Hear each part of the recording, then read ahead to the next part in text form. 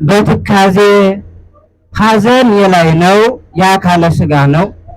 ትካዜ የአካለ ነፍስ ነው።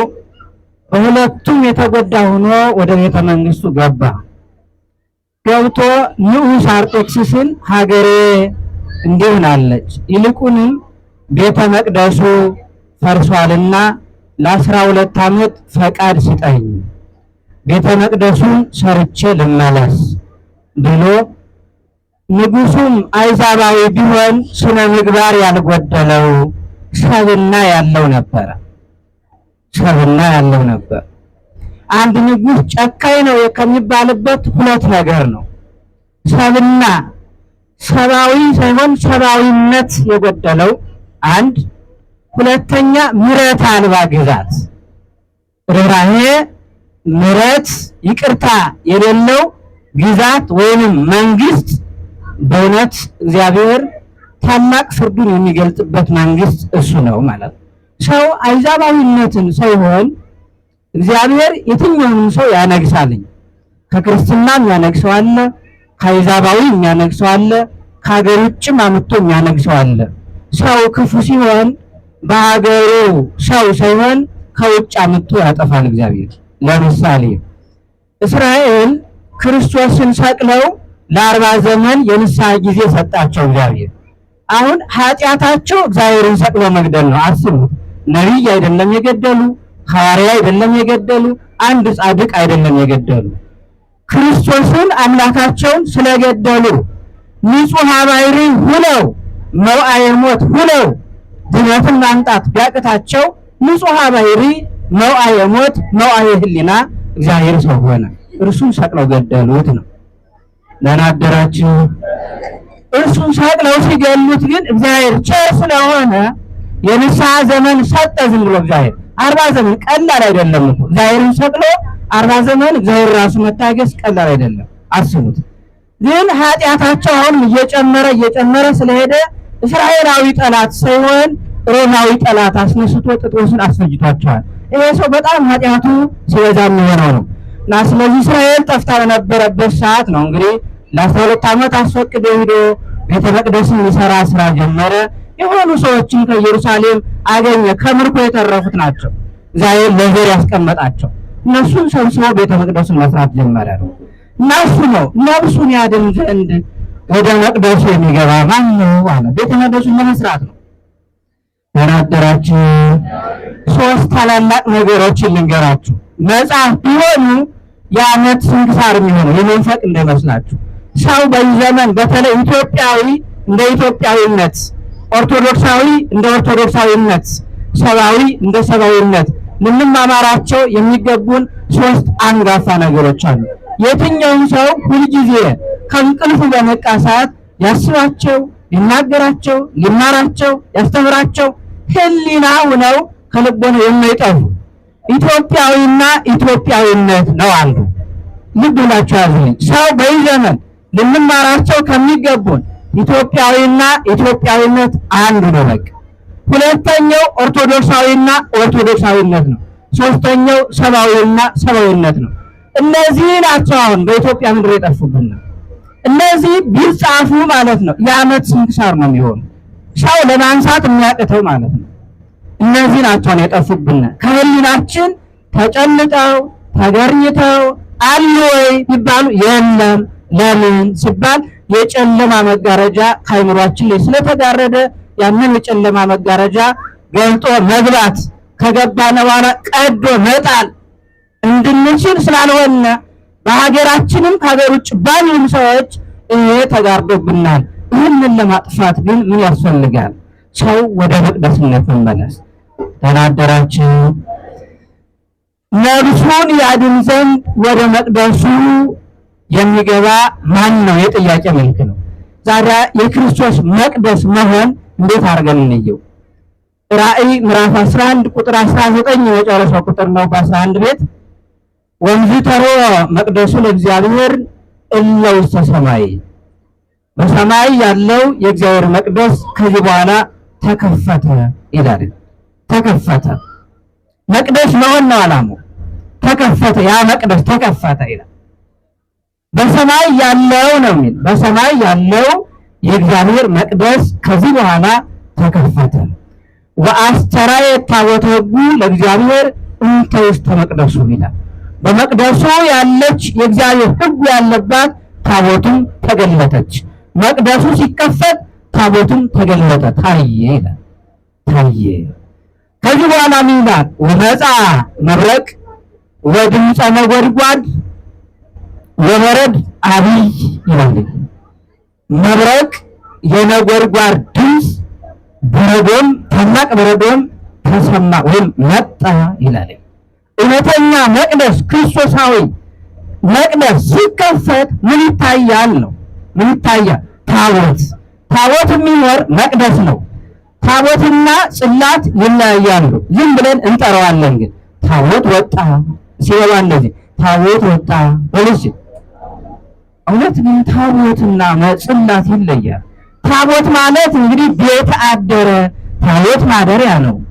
ጽላት ደግሞ ሕጉ ያለበት ነው። ታቦተ ሕጉ ምን የሚገኝ በኦሪቱም በአዲስም በብሉይም የሕጉ ማደሪያ ማለት ነው። ታቦተ ሕጉ ወደኛ አስተረጎም ታቦት የሚለው መንበር ነው። ጽላት የሚለው እሳ ሕጉ የተጻፈበት ታቦት ጽላቱ የሚኖር ነው። ሕጉ የተጻፈበት ልክ የተቀረጸ ሸምሸርሸጢን ከሚባል ከሚነቅዝ እንጨት የተቀረጸ ነው። እሱ በቃለ እግዚአብሔር ይከብራል፣ በቅባ ሜሮን ይከብራል። ያ ሕጉን የያዘ ነው። ሕጉ ያለበት ታቦት በመቅደሱ ተገለጠ። መንበሩ መጋረጃው ሲገለጥ ምን ይታያል? መንበሩ ይታያል። ከመንበሩ በኋላ ምን አለ? ጽላት አለ። ከጽላቱ ላይ ምን አለ? ሕጉ አለ። እውነተኛ መቅደስ የሚሆነው ሰው ነው። ሰው ነው መቅደስ። ደህና ዋላችሁ። ለምሳሌ ጥያቄ ልጠይቃችሁ። አሁን ከመቅደሱና ከምድራዊ መቅደስና ከሰው ማን ይበልጣል? ተናገሩ። አረ ተናገሩ። ሰው ይበልጣል። ይላችሁ ከመጽሐፍ ቅዱስና ከሰው ማን ይበልጣል? ተናገሩ። መጽሐፍ ቅዱስ ይሻል ሰው ይበልጥ? ሰው በልጅላቸው ነው። ሰው ከየትኛውም ከሰማይ በታች ካለው ማን የሚበልጥ ከተባለ ሰው። ከሰማይ በታች ከምድር በላይ ያለው ሁሉ ለሰው ነው የተፈጠረ። ሌላው ቀርቶ መንግስተ ሰማያት ሰው ባይኖር እኮ አትፈጠርም ነበር። ከመንግስተ ሰማያትም እኛ እንበልጣለን። መንግስተ ሰማይ ነያነ ይከለክሙ ከራሱ መንግስተ ሰማይ ስለሚባል ከእግዚአብሔር ነው እንጂ ማንበልጥ ከቦታው እኛ እንበልጣለን። ቦታው እኛ ባንኖር ምን ያደርጋል? ምን ያደርጋል? ስለዚህ ዛሬ ኦርቶዶክሳዊ መቅደስ የክርስቶስ መቅደስ መሆን ነው አሁን የጠፋብን እና መቅደሱ ሲከፈት ነው አሁን ተመልከቱት። መቅደሱ ሲከፈት ምን ታየ? ምን ታየ ሲባል ታቦቱ ታየ፣ ሕጉ ታየ፣ መብረቅ ተሰማ፣ ነጎድጓድ ተሰማ። እውነተኛ መቅደስ ካለ መዓት ይመጣ፣ እዚህ መካከል መዓት ይመጣ፣ መብረቅ ያሰማል እና አቡነ ገብረ መንፈስ ቅዱስ ዝቋላ ላይ አጋንንትን የፈጇቸው በመብረቅ በነጎድጓድ ነው፣ በበረዶ ነው የፈጇቸው። መቅደስ መሆን ስንጀምር የኛ ሰራዊት ማን ነው? መብረቅ። ተናገሩ። መብረቅ ወባ እንደዚህ አረ ተናገሩ። መብረቅ፣ ነጎድጓድ፣ በረዶ፣ ውሃ፣ ራሱ ጠጠር፣ ድንጋይ፣ ሁሉም ስነ ፍጥረት ሰው መቅደስነትን ገንዘብ ሲያደርግ ሁሉ ሰራዊት ይሆናል። አያችሁ፣ ለዚያ እኮ ነው እስራኤል እኮ ሰራዊታቸው ማን ነው? እስራኤል ሰራዊት አዘጋጁ እንጂ 600 ሺህ ኃያላን እኮ አላቸው። ግን ያ 600 ሺህ ተዋግቶ አይደለም ከወጣ ከግብጽ የውሃ ሰራዊትን ያዘጋጀ እግዚአብሔር ምንም ድካም ሳይሰማቸው ማለት ነው። ሰው መቅደስ ሲሆን የእግዚአብሔር ሁሉ አለው። ቅዱስ መርቆሬዎስ ለምሳሌ ሲዋጋ ጦር ሜዳ ሄዶ መልአኩ ጦር ያቀብለው ነበር። አያችሁ፣ ሰው መቅደስ ሲሆን ሁሉ አለው እኮ። መቅደስ መሆን ብቻ ነው ያቃተነኝ እና ቅዱስ መርቆሬዎስ ይዋጋል፣ ጦር እየወረወረ በፈረስ በሰረገላ ሆኖ ይዋጋል። መልአኩ ጦር ያቀብለዋል። እነዚያን ደግሞ ኃይላቸውን ያደክማል፣ አይናቸውን ይጨፍናል፣ ስነ ልቦናቸው እንዲጎዳ ያደርጋል። ሰው መቅደስ መሆን ሲጀምር ስንኳን ነቢይ ስንኳን ሐዋርያ ስነ ፍጥረት በሙሉ ለሱ ናቸው። ከመቅደስ ሲወጣ ግን የሁሉ ዙሮ ይዋጋል። ራሱ ከመቅደሱ እንዳንወጣ እግዚአብሔር ይርዳል። ተመልከቱት። ምን አለ መሰላችሁ? ስብሐት ለአብ በአስራ የሚባል ሊቅ መልክዓ ሥላሴን የደረሰው ስላሴክሙ ስላሴ ይረሴኒ መካነ ለተዋርኩሰ ለስላሴሁ ብርሃነ ዮርዳኖሰክሙ ዝየ እስመ ኩለንታየ ኮነ ኢያስስ ዮርዳኖስ ሰማዕታክሙ ምእመነ ወኢይትሜነዮ ለታቦር እስመ ታቦራን ይላል። በጣም ልትወርቁበት የሚፈልገው ሁለት ሀሳብ ነው። ደብረ ታቦር፣ ዮርዳኖስ ሁለት ቦታ ነው የምትሄዱልኝ። ዮርዳኖስ እንሂድ፣ ዮሐንስ ያጠምቃል፣ አካላዊ ክርስቶስ በተለየ አካሉ ይጠመቃልኝ። አብ በደመና ሆኖ ዝንቱ ትወልደ ይላልኝ። መንፈስ ቅዱስ በአምሳለ ርግብ ወርዶ ከራሱ ላይ አርፏል። ተመልከት፣ ይህ ሁሉ ይህን ቃል ዝንቱ ትወልደን መስማት እኔ ራሴ ዮርዳኖስ ሆኛለሁ፣ ዮሐንስን ሆኜ ክርስቶስን አጠምቃለሁ። ተመልከቱ፣ ዮርዳኖስን ችየዋለሁ፣ ዮሐንስን አጥማቂውን ችያለሁ፣ አካላዊ ክርስቶስን ችየዋለሁ፣ በስጋ መለኮታዊ አካሉን ችየዋለሁኝ። ስለዚህ ምንድን ያስፈልገኛል አለ። የአብን ቃል ከደመናው ውስጥ መጥቶ ሰምቼዋለሁ፣ ዮርዳኖስ ሆኛለሁ ራሴ። መንፈስ ቅዱስን በአምሳለ ርግብ ወርዶ ከወልድ ላይ ተቀምጦበት ችየዋለሁ በወልድ በኩል። ስሜ ራሴ ዮርዳኖስ ነኝና ዮርዳኖስን አልፈልግም። ወኢይትሜነዮ ለታቦር እስመ ታቦራነ ታቦርንም አልፈልገውም። ታቦርን ማየት ራሴን የታቦር ነኝ ሲበሉ እንደዚህ ራሴን በሉሲ ምንድን ነኝ አለ? ታቦር ነኝ። ብርሃነ መለኮቱ ሲገለጥ አሁንም ይሄ የሚወደው ልጄ ነው እርሱን ስሙት ሲል ሦስቱ ሐዋርያት ብርሃነ መለኮቱ ስጋዊ የዓይናቸውን ብርሃን በዝዞት ማየት አቅቷቸው ሲወድቁ ፍግም ብለው ሲወድቁ እግዚአብሔር ወልድ ደግሞ ሲያነሳቸው ብርሃነ መለኮቱን ሲገልጥ እግዚአብሔር መንፈስ ቅዱስ በደመና አምሳል ሲገለጽ ዮርዳኖስ ላይ በርግብ አምሳል ተመልከቱት። መጻ ደመና ብሩህ ወጸለለ ነው። ብሩህ ደመና መጣ፣ መንፈስ ቅዱስ ነው። ይሄ ባረዳቸው ሌላ የለው። በብሩህ ደመና ዘከለላ እመቤታችንም መንፈስ ቅዱስ ነው። በብሩህ ደመና ከለላት፣ ዙሪያውን አለቀ። እሱ ነው ሰው ዮርዳኖስ ደብረ ታቦርንም አልፈልገውም ነው። ስፈልግ ከኔ ውጭ የሆነን ሰው እንደ ሐዋርያት ፍግም አድርጌ እንዲያየኝ አደርጋለሁ። በነገራችን ላይ ሰው መቅደስ ሲሆን መቅደስነቱን ስሙን ሊጠራው ይችላል እንጂ መተርጎም አይችልም። ተናገራችሁ። የትኛውም ሰው በነገራችን ላይ ክርስትና ገብቶን ስለሆነ ነው እንጂ በልምድ እየኖርንበት ነው እንጂ ሰው ኦርቶዶክሳዊነት ሲገባው ነው። አሁንም ያለነው በኦርቶዶክሳዊ ነው፣ አካል ነው ያለን። ኦርቶዶክሳዊ ማለት አካልን ነው የሚገልጽ። ኦርቶዶክሳዊነት ማለት ግብሩን ነው የሚገልጽ።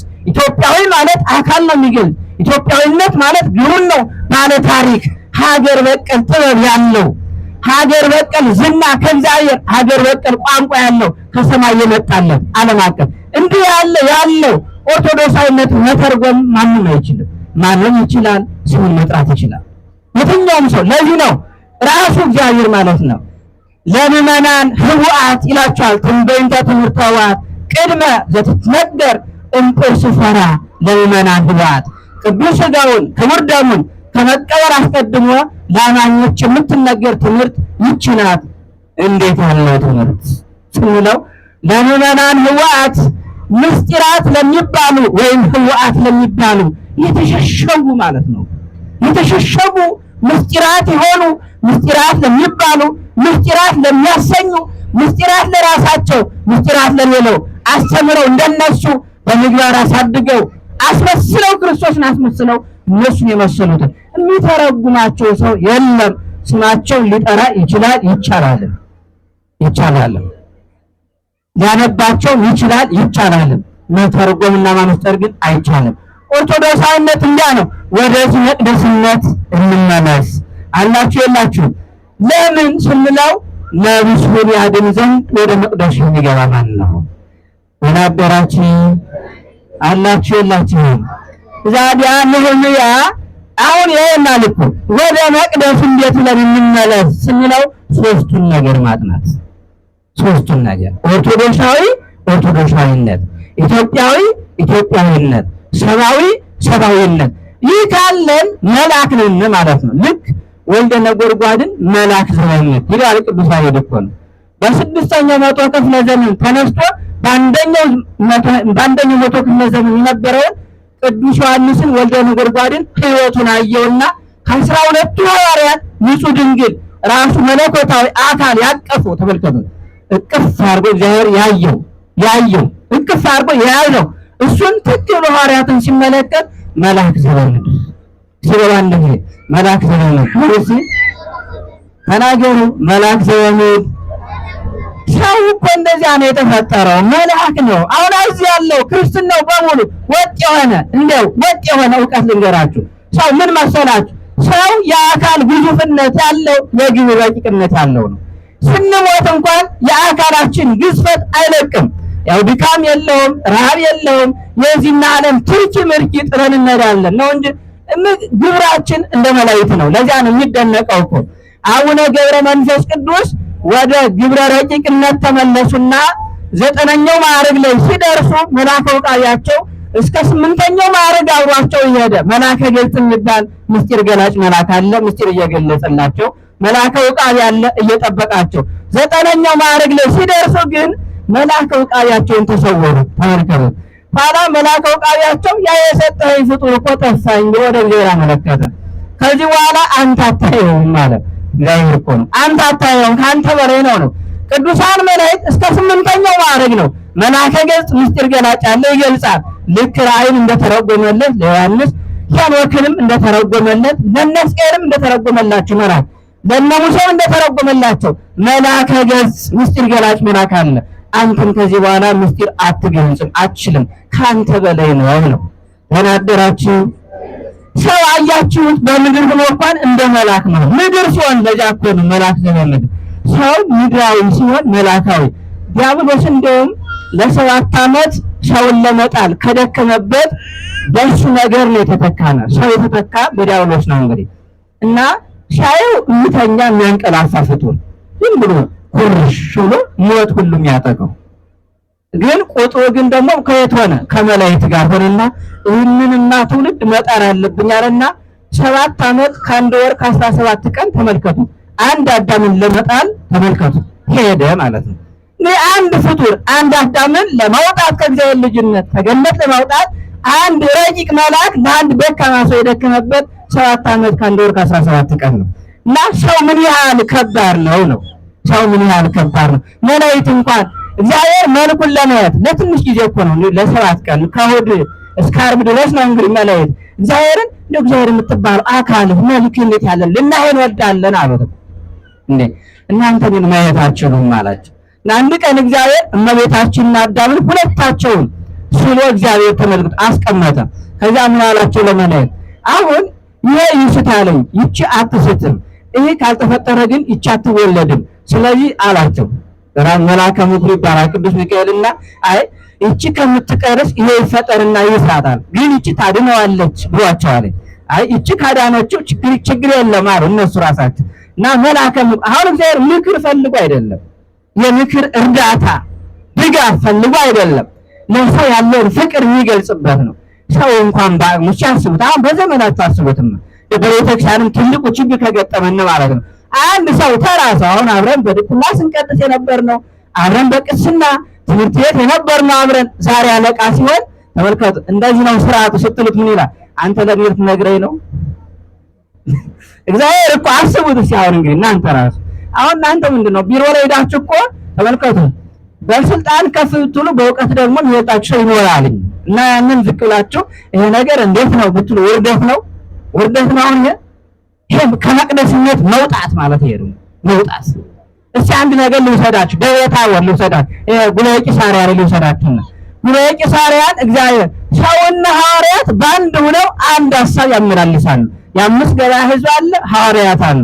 ሐዋርያትን እግዚአብሔር ለዓለም ያዘጋጃቸው ስለሆነ በተለየ ከዋሉበት የሚሆኑ ካደረበት የሚያድሩ ምስጢር የማይከፈልባቸው ታምራት የማይለያቸው ናቸው እና ከሰው ጋር ሆነው ኤልያስ ነው ኤርምያስ ነው ዮሐንስ መጥምቅ ነው ከነቢያት አንዱ ነው ይላሉ።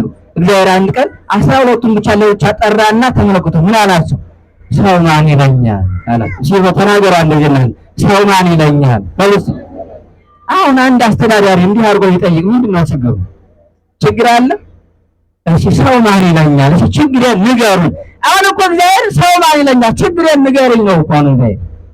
አሁን እግዚአብሔር አምላክ ነው። አስቡት እንግዲህ አምላክ ነው፣ አያስፈልገውም። እንደ አምላክነቱ ማይምር ህዋት ነው። እንቅድመ ሕሊና ያምር ኩሎ ነው። ከሐሳብ በፊት ሐሳብን የሚያውቅ ነው። የተሰወሩትን ረቂቃንን ሁሉ የሚያውቅ ነው። ምክር አያሻውም። ለምን? እግዚአብሔር ነዋ። እግዚአብሔር ነዋ። ዛሬ እንደ ሰውነቱ ጠየቀን መልስ እንደ ሰውነቱ ጠየቀ እግዚአብሔር። ኤርምያስ ነቢዩ ምንን አይተው? ተመልከቱ፣ ቅድስናህን አይተው። ዮሐንስ መጥምቅ ይሏል ምንን አይተው? ንጽሕናህን አይተው። ተመልከቱ። ኤልያስ ነው ይሏል ምንን አይተው? ድንግልናህን አይተው። ከነቢያት አንዱ ነው ይሏል ምንን አይተው? ታምራትህን አይተው። እናንተስ ማን ትሉኛላችሁ? ይሄ ነው በቃ ሰው የሚወርቅበት ሰው መቅደስ ሲሆን እኛም እንደነሱ ነው የምንለው ነበር ማለት ነው። ተናላችሁ እኛም እንደነሱ እነሱ ግን ተጨናነቁ እና የተሻለ ሰው ጴጥሮስ ጫና የተገኘ እንግዲህ ሐሳቡ ጋር አብረው የሚያወሩት ሐሳብ እሱ ፊት መናገር አቃታቸው። ተሳሰሩ። ግን የተሻለ ምስጢር የተገለጸለት ቀና ብሎ ወደ ሰማይ ተመለከተ ይላሉ ሊቃውንት። እንግዲህ ቀና አለና ወደ ሰማይ ሲመለከት ምን አለ? አይ እግዚአብሔር ምስጢር አለበመው ይላሉ ሊቃውንት። አሁን እንትና ላይ ዕለተ ዓርብ ልውሰዳችሁና በቀኝ የተሰቀለው ወንበዴ ተሰቅሏል። ሰባቱን ታምራት አይቷል አይኑ። እነዚያ ለአምላክነቱ ግባት ናቸው። እነዚህ ሰባት ታምራት ፍጡር አድርጓቸው አያውቅም ከዚያ ቀደም እና የሰማይ መጨለም አስቡት እንግዲህ ማን ነው የፀሐይ መጨለም የጨረቃ ደም መሆን ማለት መጨለም ነው። ብርሃን መንሳት ነው። ከዋክብት ወደቁ የምታገኙ ብርሃናቸው እነሱ ነው። ለምን? አዲስ ፍጥረት የለም። ብርሃን መንሳት ነው። የተፈጠረው መኖር ነው። በዚህ በዘመናዊ እናንተ የምትሉት አለ የሆነ ሰው ስራ ሲጀምር አዲስ ስራ ፈጠራ ትላላችሁ። አዲስ ስራ ፈጠራ የተፈጠረ ነው እንጂ ያልተፈጠረ የለም። በነገራችን ላይ ያልተገለጸውን ገለጸ፣ ሰው ያልሄደበትን እሱ ሄደበት፣ ሰው ሊገልጽ ያልቻለውን ገለጸው ብለን ካልሆነ የተፈጠረ እንጂ ያልተፈጠረ ነገር የለም። እግዚአብሔር ከፈጣሪነት ውጭ ሌላውን ለሰው ልጅ ሰጥቷል። ፈጣሪነትን ግን ለፍጡር አይሰጥም። እግዚአብሔር ለምን?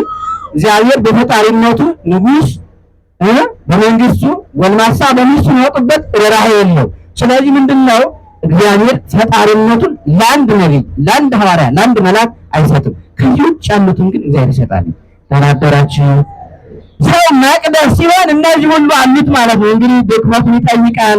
ምንድነኝ ብሎ ራሱን ይጠይቃል። ሶስቱ እነዚያ ካሉት ሰብአዊና ሰብአዊነት ከተረዳው እኔ ምንድነኝ ብሎ ራሱን መጠየቅ ይመጣል። ይሄ ሰው መቅደስ ሲሆን ነው። በርካታ ነገሮች አሉ። በርካታ ነገሮች። ሁለተኛው ሰው በክርስቶስ መቅደስ መኖር ነው። እንግዲህ በክርስቶስ መቅደስ እንዴት ብለን እንኖር ነው? ይሰማችኋል አላችሁ የላችሁም? እና ሰው በክርስቶስ መቅደስ የሚኖረው እንዳለው ነው፣ እንደመጣነው ነው። በዚያ ነው የምንኖረው። ግን ስንኖር ፈተናዎች አሉ ነው። ስንኖር ያው የተናገርነው መኖር ነው። በቃ ሰው መቅደስ ሲኖር መኖር፣ በዚያ ሌላ አዲስ ኑሮ የለም። በዚያ መኖር ግን ፈተናዎች አሉ። እንዴት እንሆን ነው? እንዴት እንሆን? ራእይ 12 ቁጥር 10 ላይ እንዲህ ይላል። አሁንም ዮሐንስ ወደ ነጎድጓድ ወሰማይኩ ቃለ አብየ በሰማይ ዘይብል ኮነት ድነት መድኃኒት ወኃይል ወስልጣን ለአምላክነ ወመንግስት ለመሲሁ። በሰማይ እንዲህ የሚል ነገር ሰማሁ፣ ታላቅ ነገር ሰማሁ ይላል። ምን የሚል? ድነት፣ ኃይል፣ መንግስት ለፈጣሪያችን፣ ስልጣን ለመሲሁ ይገባል የሚል ሰማሁኝ ይላል። ሰማሁኝ ከምን የተነሳ? እስመ ወድቀ መስተዋዲ ላስተዋድዮሙ ለአበዊነ ቅድመ እግዚአብሔር መዓልተ ወሌሊት። በመዓልትም በሌሊትም በእግዚአብሔር ፊት አባቶቻችን የሚከሳቸው የሚያሳድዳቸው የሚያፈናቅላቸው ከሳሹ ዲያብሎስ ወድቋልና ይላል። ግን እነሱ የጣሉት በምንድን ነው ስንለው ወእወ እሙንቱ በእንተ ደመ በግዑ ወበእንተ ጽድቆሙ፣ ስለ እውነተኛ ስራቸውና ስለተቀበሉት አካላዊ ክርስቶስ ደም አካላዊ ክርስቶስ ስጋ አሸነፉት። እነሱ ግን ይላል አሸነፉት። ወበእንቲአሆሙ ተፈሥሑ ሰማያት ወለ ይነብሩ ውስቴቱ። እነሱ ስላሸነፉ አባቶቻችን ቢከሰሱም ቢሰደዱም ሀብታቸው ንብረታቸውም ቢያጡም ቢሞቱም ጨለማ ውስጥ ቢታሰሩም ብዙ መከራ ቢፈራረቅባቸውም ግን ወእወ እሙንቱ በእንተ ደመ በግዑ፣ በደሙ ምክንያት እውነት በመናገራቸው እውነት በመስራታቸው አሸነፉት ነው። ታዲያ ፈተናው ሲመጣ በክርስቶስ ደም በኩል ነው የምናሸንፈው። ደህና ዋላችሁ። መቼም እንውላለን በእግዚአብሔር ቸርነት እየኖር አትሉም እንዴ? እንውላለን። መዋላችን አይቀርም ለነገው እንጂ ለዛሬው ግን እንጃ። እንደ እግዚአብሔር እንጃ። እንደኛ እንውላለን፣ ነገም እንደኛ እንቀጥላለን። እንደ እግዚአብሔር አናውቅም። ስለዚህ የምናሸንፍበት ነው፣ ማሸነፊያው ነው። አሁን እግዚአብሔር ጽኑ ዓለም ይክወን አለን። ዓለምን አሸንፊ ያለውና ጽኑ ይላል። ምንድነው ነው? ማሸነፊያውን ሰጥቶናል። ቅዱስ ሥጋው ክቡር ደሙ የዲያብሎስ ማሸነፊያ ነው፣ መዋዕይነት ነው የራሱ። በዚህ በነበርንበት በካህነ መቅደስ መተን ባለወተ መቅደስ ስንኖር ማሸነፊያዎችን ማወቅ አንደኛው ቅዱስ ሥጋው ክቡር ደሙ ማሸነፊያ ነው።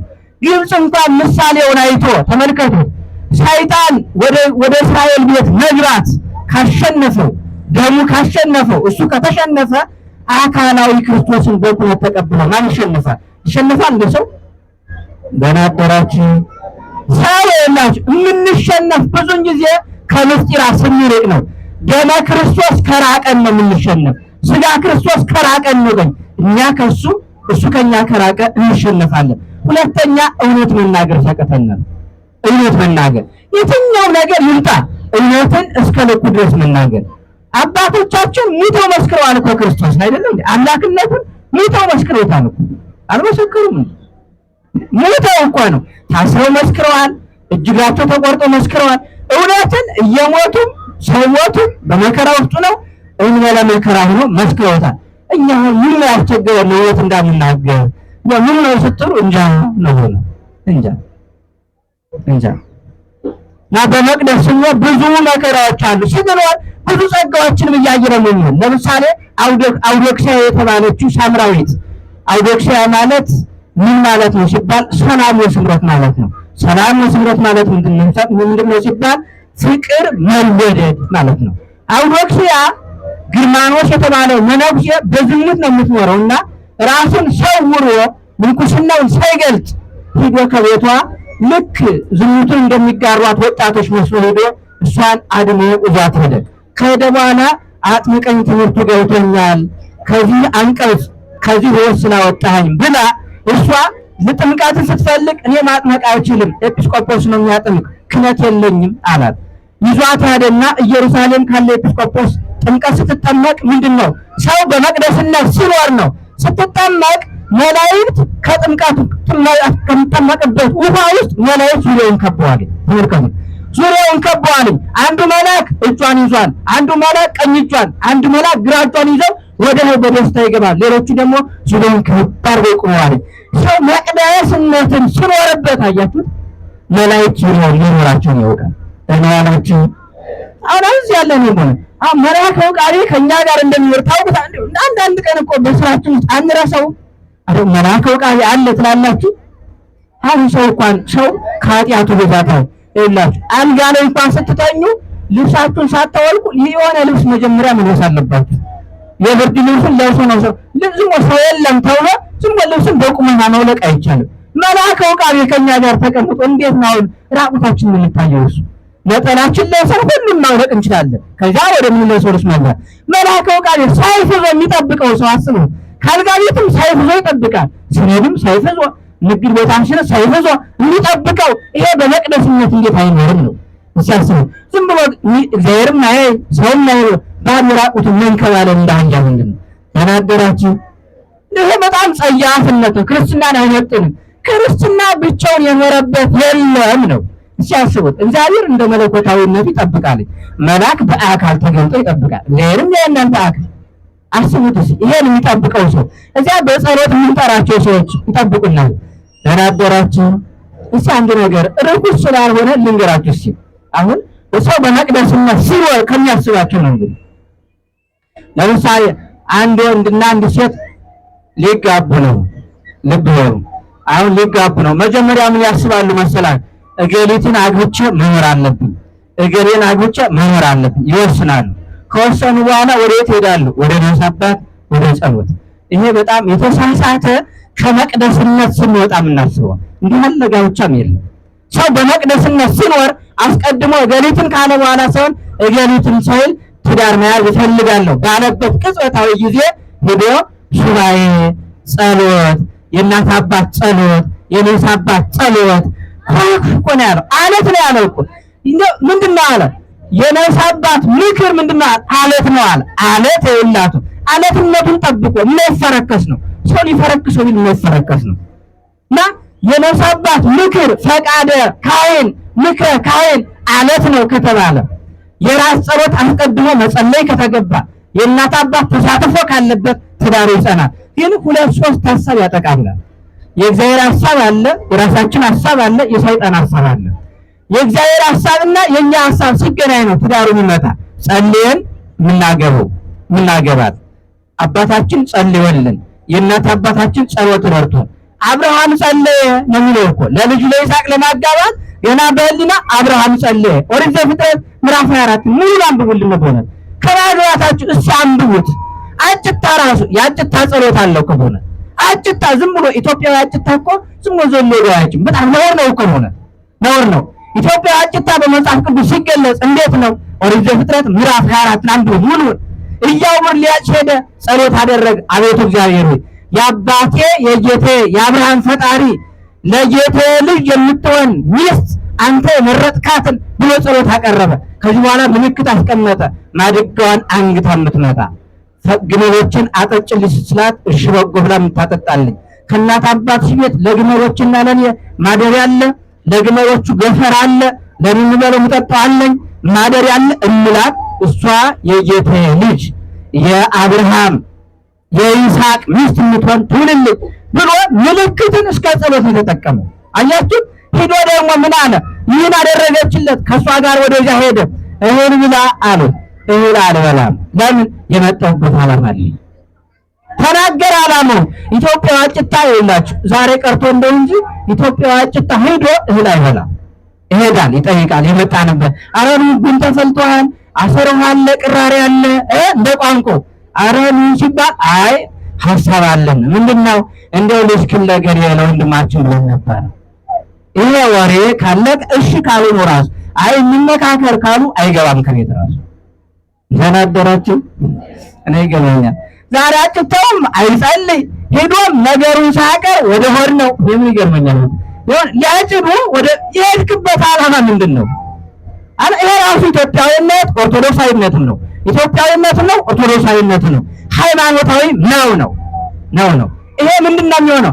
አጭታውም ጸሎተኛ ከሆነ እናት አባትም ከጸለዩ ልጆቹም ጸለዩ ከተገናኙ ይሄ ጋብቻ ማንም ሊነቀንቀው አይችልም። ማንም ሊነቀንቀው ለምሳሌ እነ ፋኑኤል እነ ጦቢትን ሲያጋባ ምንድነው? አንድ ደግሞ ልንገራችሁ። ስትተኙ ይላችሁ ዝም ብሎ ደርሶ ፍትወት ስለተነሳባችሁ ብቻ ዘለሆዶ እንደዛ አይደለም። በቃ ምንም ጋብቻው ክቡር ነው፣ ምትኝታቸው ርኩሰት የለበትም ከተባለ ተነጋግረ ነው ሐሳቡ እውነት ነው። ምንድነው? ጸልዩ መጀመሪያ። እሺ ጸልያችሁ እሺ ተገናኙ። ምን ልጅ ትወልዳላችሁ? ጸልያችሁ ለፍትወት ብቻ አይደለም። ዘር ይጸነሰው ዘር መቼ እንደሆነ አናውቅም። ዘር ያውቀው እንግዲህ እሺ ጸልዩ እንገናኙ። ሁለታቸው ጸልዩና አስማንዲዮስ የሚባለው ሰይጣን ተመልከቱ በሐሞቱም በጸሎቱም አስወገዱት። እንኳን ባሎቿን ይገል የነበረው አስማንዲዮስ መቅረብ አልቻለም። የነዛ ነበር ምንድነው የሚለው ሊቃውንቱ ወብርሃንሰ ለጓለማያው ወሕይወትሰ ብርሃን ለጓለማያው ወጽልመትኒ እይረክቡ ይቀርቡ። ብርሃን ሕይወት ለሰው ልጅ ዕውቀት ነው። ዕውቀት ያለው ሰው ደግሞ ጨለማ አይቀርበውም። ማነው አያገኘው? እንኳን ሊያገኘው አይቀርበውም። ጨለማ ዲያብሎስ ነው። አስቡት እንግዲህ ዕውቀት ያለው ሰው እንዲያ ነው። ጸልዮ መገናኘት እግዚአብሔር ሆይ ቅዱስ ልጅ ስጠን። ጸልየን ስንገናኝ ምን ይሆናል ነው? ገና ሲወለድ ከእናቱ ማኅፀን እንደወጣ ስብሐት ለአብ ስብሐት ለወልድ ስብሐት ለመንፈስ ቅዱስ ብሎ ያመሰግናል። ልክ አቡነ ገብረ መንፈስ ቅዱስ ከእናታቸው ማኅፀን ውድቅ ሲሉ ከምድር ዓለም ሳይዋት ምንድን ነው ያሉ? ስብሐት ለአብ ስብሐት ለወልድ ስብሐት ለመንፈስ ቅዱስ ብለው ማመስገን ጀመሩ። አባቱ ያላመሰገነው ምስጋና፣ እናቱ ያላመሰገነችው ምስጋና ፍጡሩ ያመሰግነዋል። ሌላ እግዚአብሔርን ማመስገን ሌላ ምን ይሆናል? በመቅደስነት የሚኖር ሰው ሲባል ሌላ እንዴት ነው የሚሆን ሲባል ምን ይሆናል? ደግሞ ሰማይን የሚዘጋ ለነዋላችሁ አላችሁ የላችሁም? በጣም ጥሩ። ሰማይን የሚዘጋ እንደነ ኤልያስ ሞትን አሸንፎ የሚሄድ ሞትን የሚያሸንፍ ልጅ እኮ ሊወለድ ይችላል። ሰው በመቅደስነት ከኖረ ሞትን የሚያሸንፍ አይደለም። አንድ ኢትዮጵያውያኖች ሁለት ኢትዮጵያውያን ልንገራ የድሮ ኢትዮጵያውያን ያሁኑ ሳይሆን ፍቅረ ክርስቶስና ዘራ ክርስቶስ የሚባሉ ባልና ሚስቶች ነበሩ። ልክ የዲሜጥሮስን ታሪክ ያጠናሉ ቅዱስና ይገባቸዋል ናማሉ ከተጋቡ በኋላ እናንተ በሚስትነት ሳይሆን በእህትነት ነው የምንኖር። አንተም ወንድሜ ነህ እኔም እህት ነኝ። ልክ ትዳር ውስጥ ሶስት ነገር ያስፈልጋል። በነገራችን ላይ አንዲት እህት ለአንድ ወንድም ስትታጭ ሶስት ነገር ሊኖራት ይገባል። እናትነት፣ እህትነት፣ ሚስትነት። አንድ ወንድምም ለአንዲት እህት ሲታጭ ሶስት ነገር ያስፈልገዋል። አባትነት፣ ወንድምነት፣ ባልነት ያስፈልጋል። ልክ በዚህ ዓለም በሶስቱ የቤተክርስቲያን በመራዳት በአቁርቦት ፍትወት በወሊዳ ውሉድ በመኖርበት አባትነቱ ያስፈልጋል፣ ሚስትነቱ ያስፈልጋል። ይህንን ስተወት ደግሞ የእህትነቱ ይመጣል። እንግዲህ በንጽህና እንቀጥል ማለት የእህትነት ጉዳይ ነው። የዲሜጥሮስ ኑሮ የእህትነትና የወንድምነት ነው። ዘራ ክርስቶስ ፍቅርተ ክርስቶስ በእህትነት እንቀጥል። በእህትነት ቀጠሉና እግዚአብሔር አንድ ቀን ቅዱስ ሚካኤል ላከና ከእናንተ አንድ ቅዱስ ልጅ አለና እፈልጋለሁ ተገናኙልኝ አለ እግዚአብሔር። ኧረ እኛ እንገናኝ ማለት መልአኩን እኮ ነው። ደህና ዋላችሁ።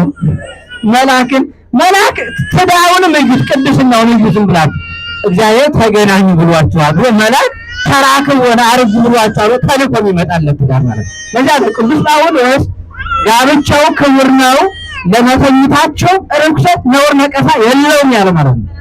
መልአክ የሚከበው ትዳር ማለት ነው። ቅዱስና የሚናገርለት ያንን በዚያ መኖር መቅደስነት ነው።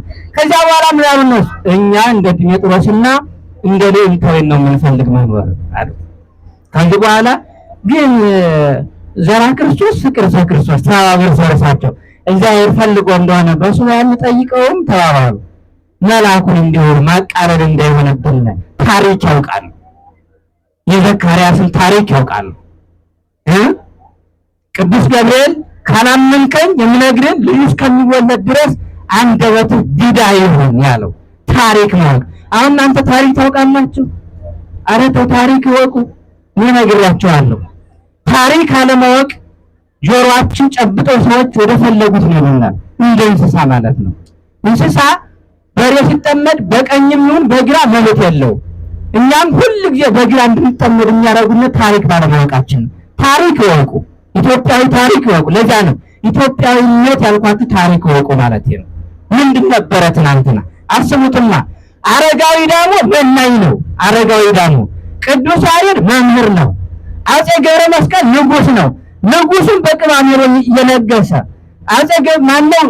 ቅዱስ ያሬድን በቅባሜሮን ተመልከቱት። ነግሶ ከሰማይ ዜማ ያመጣ ብሉይ አዲስን ግዝ በግዝ በድዋ መልኩ የደረሰ የተረጎመ ከሰማይ ዜማ ዞ መጣ። አረጋዊ ደግሞ መናኝ ከሮም ተነስቶ የመጣ መናኝ በሃይማኖት ትመስለናለህ ብሎ ሶስቱ ተመልከቱ። ኢትዮጵያዊነት ማለት እኮ ይሄ ነው። መናኝ ከንጉሱ ጋራ፣ መናኝ ከመምህሩ ጋራ፣ መምህሩ ከመናኙ ጋራ፣ መናኙ ከንጉሱ ጋራ አብሮ ሀገሪቱን ይመሯል። ኢትዮጵያን በሙሉ ዙረው የሚያስተካክሉ ምን ጎደለ? ምን ችግር አለ? መናኝ የሚመራት ሀገር ነበረች። ተናገራችሁ ተመለሱ ማለት ወደዚህ ህይወት ነው። ወደ ትናንት ነው ህይወት እስከ ኃይለ ሥላሴ እስካለ ድረስ ማለት። ከዚያ በኋላ ያለው ኢትዮጵያዊነትን የሚገልጽ አንድም ህይወት፣ አንድም ታሪክ፣ አንድም ስም አጠራር የላትም ኢትዮጵያ። እስከ ኃይለ ሥላሴ ድረስ ያለ ታሪክ ግን ኢትዮጵያዊነትን የሚገልጽ ነው። አስቡት። እሱ ነበረ እግዚአብሔር። እንኳን አንድ ነገር ልንገራችሁ። ሰው ወደ መቅደስነቱ ተመልሶ መኖር ሲጀምር ኤርምያስን እስራኤል ተመልከቱት። ልካቸውን ኃጢአታቸውን ቢነግራቸው ሽንት ቤት ጣሉት።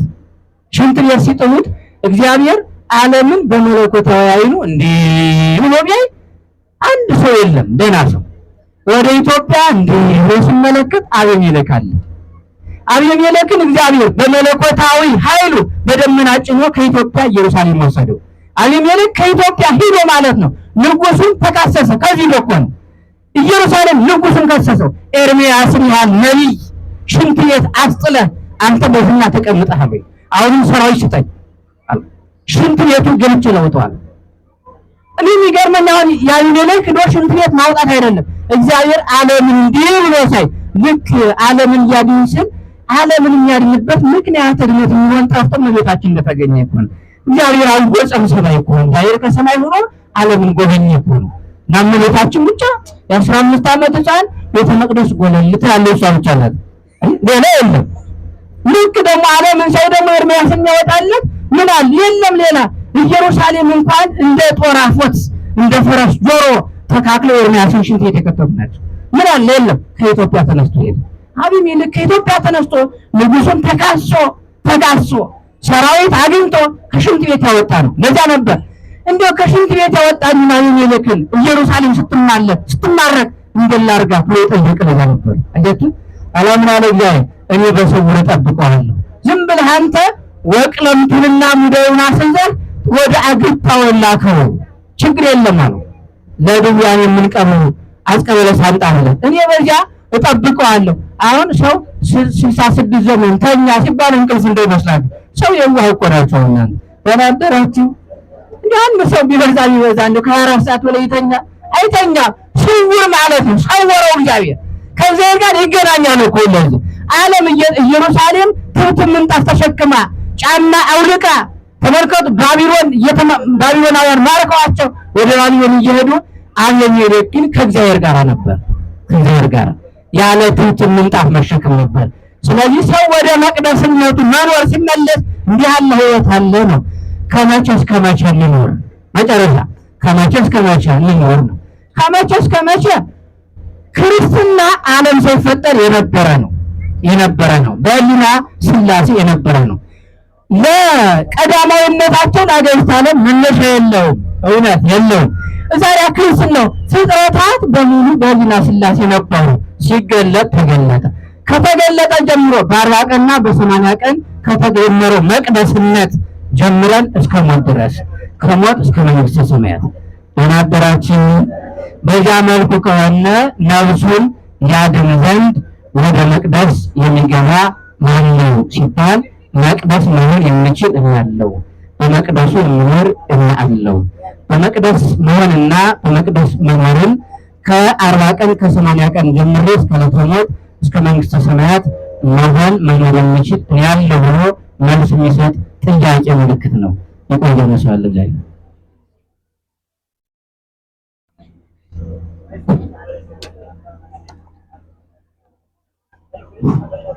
በመምህራችን ላይ አድሮ ያስተማረን የገሰጸን የአባቶቻችን አምላከ ቅዱሳን ቅዱስ እግዚአብሔር ስሙ የተመሰገነ ይሁን።